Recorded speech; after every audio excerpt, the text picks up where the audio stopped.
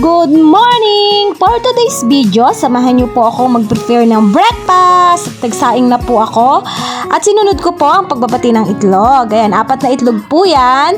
At pagkatapos ko pong batihin ay hinalo-halo.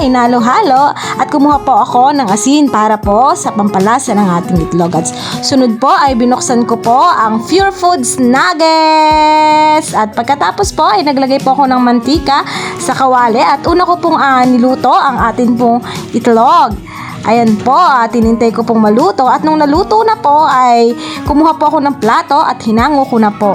Ayan, at ayaw pa pong magpahango nung itlog at pinilit ko po siyang hanguin syempre at sinunod ko po ang atin pong Pure Foods Nuggets.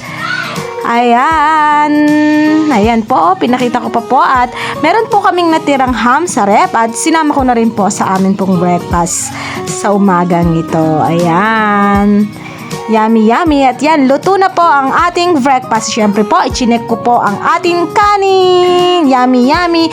Thank you for watching. God bless.